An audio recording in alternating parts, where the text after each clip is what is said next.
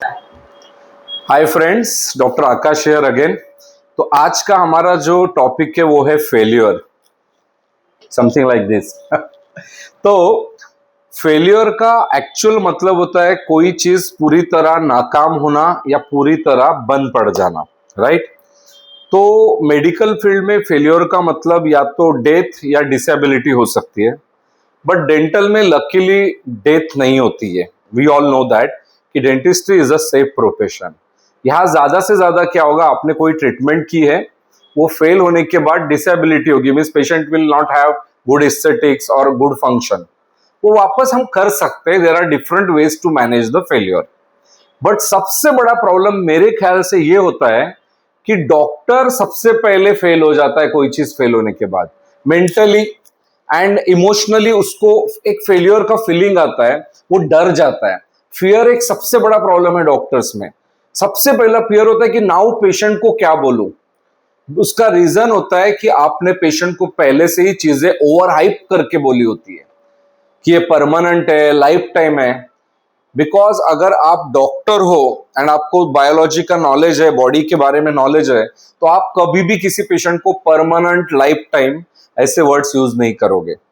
तो जब मैं इम्प्लांट करता हूं, मैं डे वन से ही पेशेंट को बताता हूं कि इम्प्लांट्स करने के बाद वो बोन के साथ फ्यूज नहीं हुए तो वो फेल हो जाएगा और मैं फिर से करूंगा। ये इतना मतलब हम लोग इजी वे में पेशेंट को कन्वे करते हैं कि पेशेंट के माइंड में परमानेंटली बैठा होता है कि कभी ये फेल हुआ तो डॉक्टर फिर से कर सकते हैं and it's not a big deal. कल एक फेलियर हुआ, मैंने पेशेंट को इन्फॉर्म किया कि इम्प्लांट फेल हो चुका है, मैं निकाल रहा हूं, and I removed it by drilling because आधा इंटीग्रेटेड था। बाद में मैंने उन्हें बोला कि 2-2.5 महीना रुकेंगे, इम्प्लांट करेंगे, 2-2.5 महीने बाद कैप आएगा, 4-5 महीना अभी वेटिंग है। Patient was absolutely okay.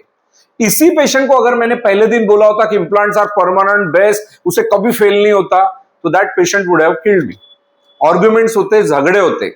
तो किसी भी चीज की शुरुआत मेरे हिसाब से आप स्टार्टिंग में, फर्स्ट आपके इनिशियल कंसल्टेशंस में किस तरह पेशेंट के सामने वो रखते हो टॉपिक और ट्रीटमेंट, वो डिसाइड करती है।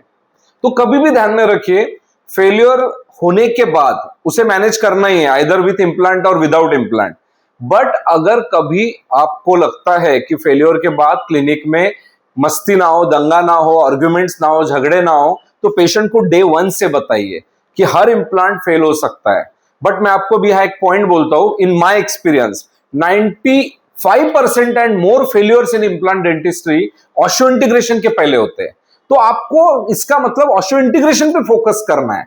एक बार इंटीग्रेशन अच्छा हो गया तो उस इंटीग्रेटेड इम्प्लांट को निकलना ऑलमोस्ट क्लोज टू इम्पॉसिबल है, अनलेस कुछ बहुत बड़ा लूजनिंग इश्यू है एंड फ्रैक्चर होता है, तो अदरवाइज इम्प्लांट को कुछ नहीं होता है। तो आपको पूरा फोकस आपके इंटीग्रेशन, ऑस्टियो इंटीग्रेशन पे देना है। एंड फेल्योर अगर बाद में कभी होता है तो मैं पेशेंट को पहले से बोलता हूं, ये आप यूज कर रहे हो, उसके बाद फेल्योर होता है तो everything will be charge, free में कुछ भी नहीं होगा। ये बहुत इंपॉर्टेंट पॉइंट है। एक और इंपॉर्टेंट पॉइंट इसके साथ कि आप कभी भी फेल होने के बाद पैसे रिटर्न मत करो, that's a very bad thing. आप पैसे रिटर्न कर रहे हो मतलब आप एग्री कर रहे हो that you are not competent enough, आप कॉम्पिटेंट ही नहीं थे वो ट्रीटमेंट करने के। तो जब भी आप मेडिकल फील्ड में कोई ट्रीटमेंट होता है, कोई पैसे रिटर्न नहीं किए जाते, आपने वो चार्जेस उस ट्रीटमेंट के किए थे। एट द मैक्स कर्टियसली आप उसे मैनेज करके दीजिए विथ एडिशनल कॉस्ट। अगर 2-4 साल बाद फेलियर होता है तो, एंड अगर इंटीग्रेशन के पहले फेलियर होता है तो 100% आपकी रिस्पॉन्सिबिलिटी। एक और अच्छा पॉइंट बोलता हूं, कई सारे प्रैक्टिशनर्स फेल्ड केसेस को ट्रीट करने में बहुत हिचकिचाते हैं, बहुत ज्यादा टेंट्रम शो करते हैं, पेशेंट पे आर्ग्यूमेंट करते हैं। मेरा सिंपल पॉइंट है, आप जब 100 पेशेंट से बहुत ज्यादा पैसे कमा रहे हो तो 1-2 पेशेंट के फेलियर पे थोड़ा सा पैसा वेस्ट करने में, इन्वेस्ट करने में क्या प्रॉब्लम है। तो हमारे क्लिनिक पे जब फेलियर्स होते हैं, हम बहुत हैप्पीली उनका मैनेज करके देते हैं, depending on the duration. Accordingly हम चार्ज करते हैं पेशेंट को, या कभी नहीं भी करते, that depends from case to case, सारा सब्जेक्टिव है।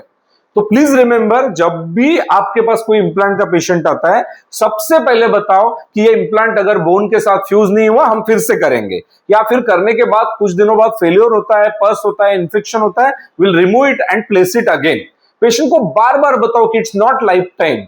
इंप्लांट्स काफी लॉन्ग टर्म चलते हैं, 10 साल, 20 साल, 30 साल, बट टाइम हम लोग नहीं बोल सकते। हर माउथ में, हर पेशेंट में वो टाइम वेरी करता है।